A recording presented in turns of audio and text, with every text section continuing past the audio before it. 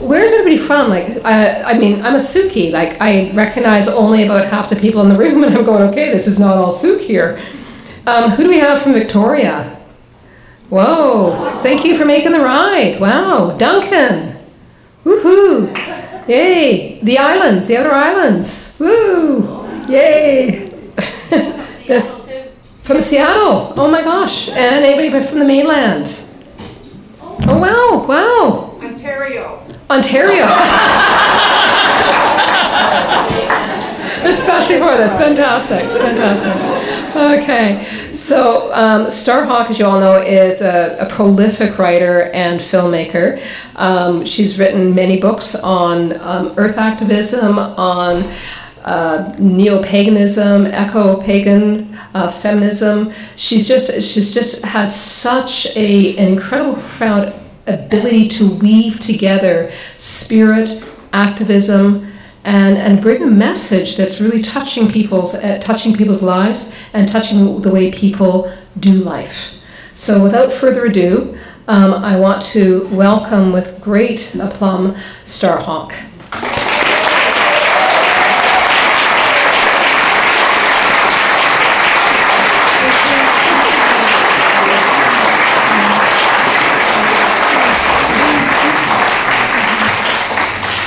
Thank you. I'm really delighted to be here tonight in Sooke. I come to the island pretty much every year to teach a course at our eco-village, which is in Shawnigan Lake, a wonderful, wonderful place and model of sustainable living and community. And we teach a 2-week-long permaculture design course with a grounding in spirit and a focus on organizing and activism.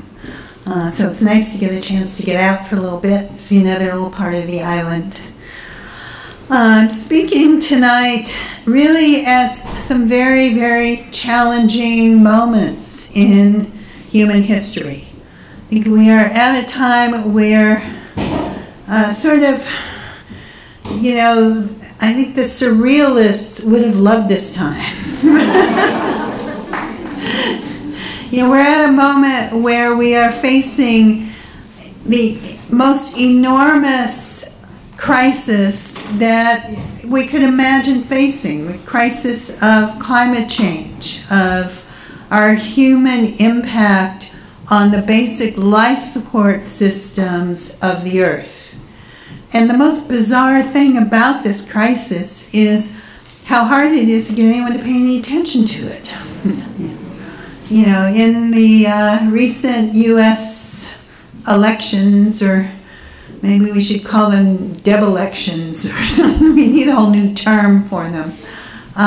But, you know, as awful as all the things that actually happened in the elections, in some ways, one of the things that was most challenging about it was there was hardly any attention paid to climate change in the run-up to it, in the debates, you know, in the media. There was endless amounts of media on Hillary's email server, which somebody must understand what that was about. I don't know why anyone would care, really.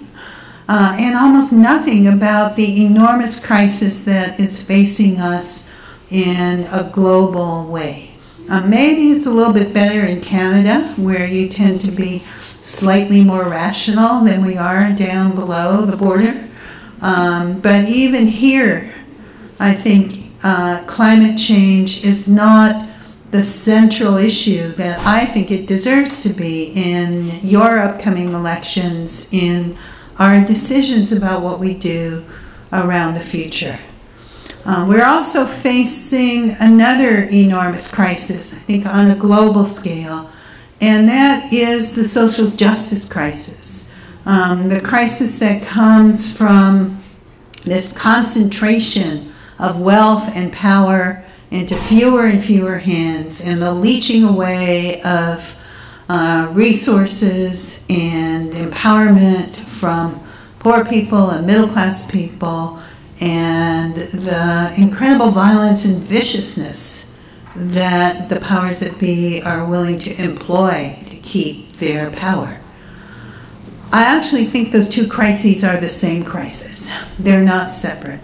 The same forces that are just recently shot a young 15-year-old honor student coming home from a party in the U.S. That allowed the police to shoot dead a young Latino immigrant right across the street from my own home in San Francisco a couple of years ago, and just recently be completely acquitted of shooting him, even though the autopsy showed he was shot 6 times in the back.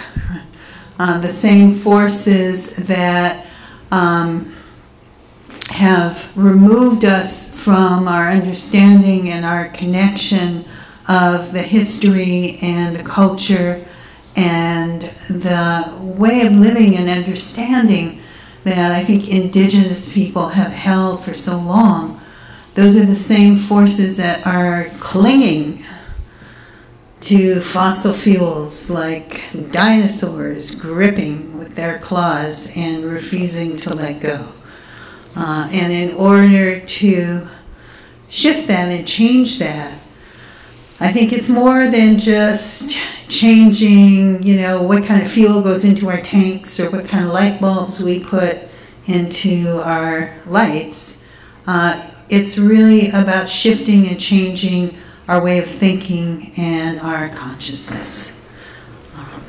So I like to start by acknowledging where we are, and that we are on the traditional lands of the Sooke Nation here, and that we are on lands that have been inhabited by rich and living, thriving cultures for tens of thousands of years.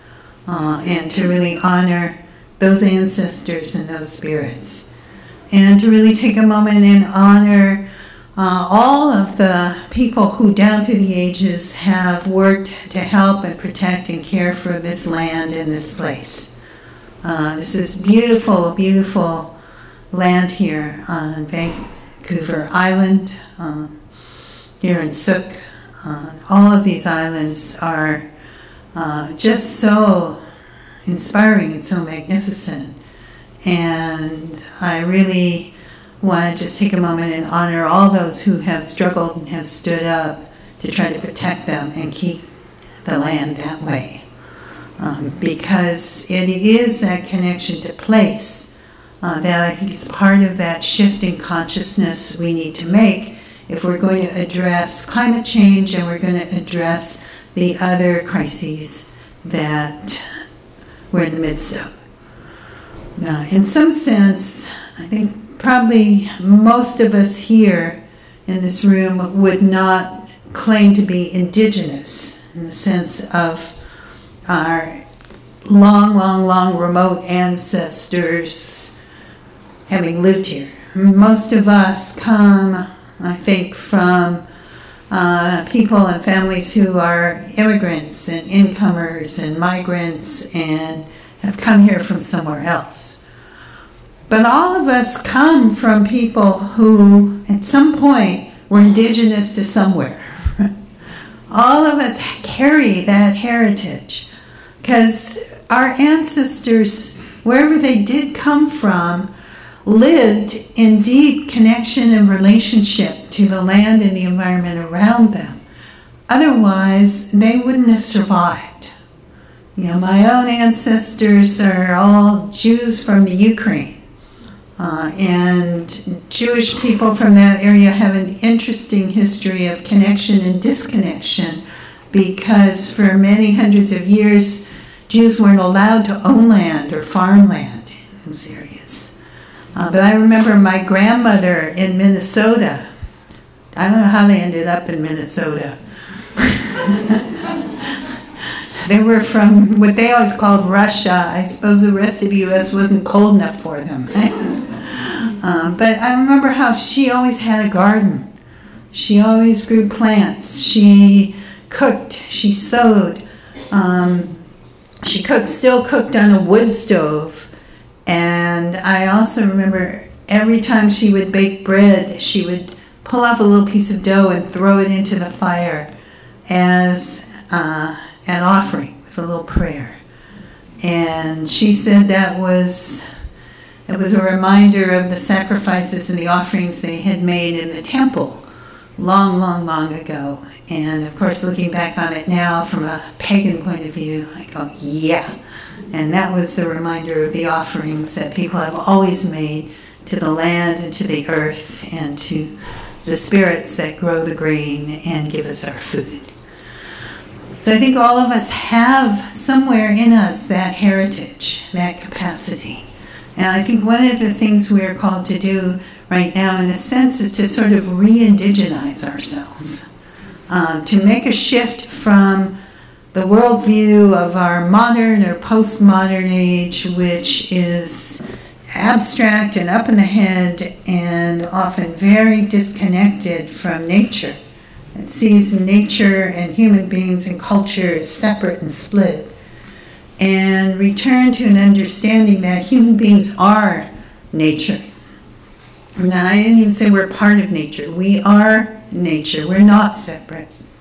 That we are as dependent today on our natural environment as we might have been 5,000 or 10,000 years ago. Just works a little bit differently. Like, when was it? 20, 30 years ago in the Bay Area where I live, there was a big earthquake. And it happened right in the middle, right at the end of a game between the San Francisco Giants and the Oakland A's. And after that, everyone was running around with bumper stickers on their cars that said, "Nature bats last." I think that's a slogan worth remembering. We might think that somehow we have, with our technology and our smartness and whatever, that we are beyond nature. But nature does bat last. And if we don't remember that, we may really strike out in a big way.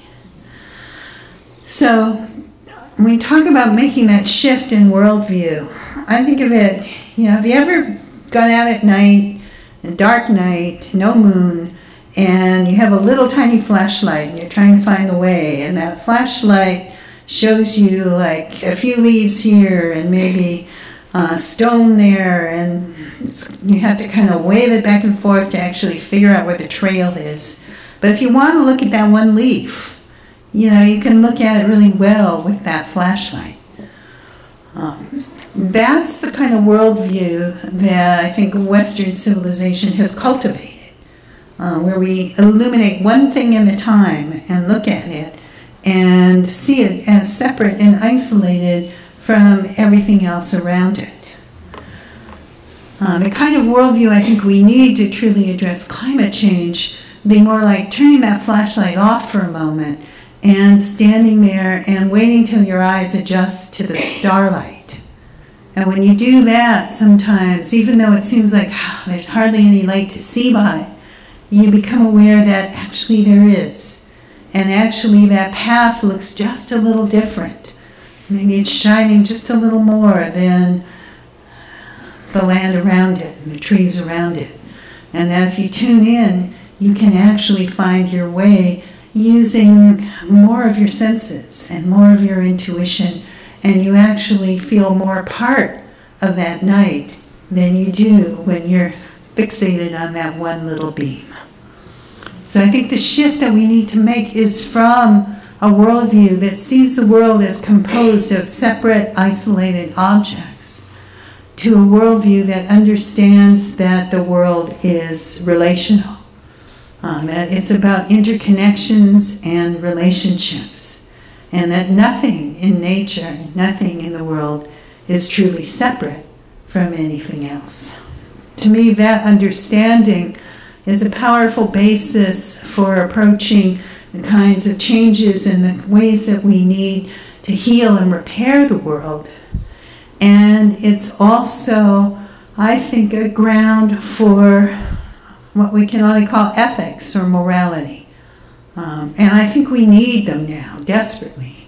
at least I have to say in the United States, we desperately need a sense of returning to saying, like, you know, there are certain things that decent human beings don't do. And we need to hold people to that. Decent human beings don't take health care away from children. Decent human beings don't let other people starve when you could be feeding them. Decent human beings don't trash the environment around them and make messes that no one can clean up, or messes that they expect somebody else to clean up. Decent human beings don't profit off other people's misery. We'd have a lot of talk in the U.S. about the moral majority and, you know, values and all of that. I think if you go to the heart of really all the religions, they all share that same set of values and actually preach that same set of values. And I think you can derive that from the Bible if that is your religion. But I also think you can derive those same values from my religion, which is the understanding that nature, that those life support systems that sustain us, that interconnected web of life is sacred. And that sacredness infuses every single one of us. Each human being on the planet is, you could say, an aspect of what we like to call a goddess. Each of us holds that divine spark within us, and each of us is precious and should be cherished and should be supported and nourished and nurtured to express that spark in as bright and beautiful a way as we possibly can. So to make that shift, we have certain tools. There's several that I like to use in my life. And people sometimes wonder, what do they have to do with each other? One of them is magic. And I was like Diane Fortune's definition of magic. She was an occultist back in the 20th century, in the early part. And she defined magic as being the art of changing consciousness at will. I think of it as our ancient psychology. I also think it's a great definition for political activism. That really what it should be about is not just changing who takes power, but changing the consciousness that has allowed us to do terrible things and shifting it over to a consciousness that encourages us to do things that are regenerative and healing. That definition of magic includes art, which implies a vision. And one of the teachings of magic, right, is that in order to do anything, you need to begin with a clear intention. And that intention has to include your vision of what you want. It can't just be your vision of what you don't want. You can't set out and do a love spell and say, like, okay, great goddess Aphrodite, don't send me another rotten lover like the one I just got rid of, right? Because what you'll have in your mind is that rotten lover you just got rid of, right? And that's the picture you hold in your mind. That's the picture that focuses and attracts and directs the energy. There's actually a linguist, George Lakoff, who's a scientist who studies human perception and language and how they interact. And he has a book called Don't Think of an Elephant. And he says, no one cannot think of an elephant, right? Because as soon as you say elephant, that elephant is in your mind. So the human mind, our subconscious, or what we like to call your younger self, that part of you that's emotional and that responds to images and sensations and tastes and touches and smells. It's kind of like a dog. And if you have a dog, anyone ever had a dog and said like, "Oh, I'm so sorry, Rover, but I'm really tired tonight. I don't feel like taking you for a walk." You know, what kind of response do you get? Walk, walk, walk. Yeah, right. Because Rover doesn't get the not part, right? Here's walk, and that's... Well, we're kind of like that in our deep unconscious mind. We hear, right. Even when we're out there, crusading for peace and we're yelling, "No war, no war, no war," some part of us is hearing, "War, war, war." So I think one of the teachings that comes from both that magical tradition and also from current psychology and linguistics is that we have to have a vision. We have to know what it is we want and not just what we don't want. And there are times, I believe, we do have to strongly stand up and say no. And that can be a very, very powerful act. Because if we don't say no, then we allow something really destructive and damaging to occur. Any of you ever heard New Age people say something like, "Well, I don't like to resist because what you resist persists." I think that's a total misreading of how the world works on an energetic level. What you don't resist, believe me, really will persist. Sometimes you need to really strongly say, "No, stop, not in my name, we're not going there." But I think that no is always stronger when you know what the yes is. So if you have a vision, then you can be working toward that vision, you can put that vision out, and you can start pouring energy toward that vision.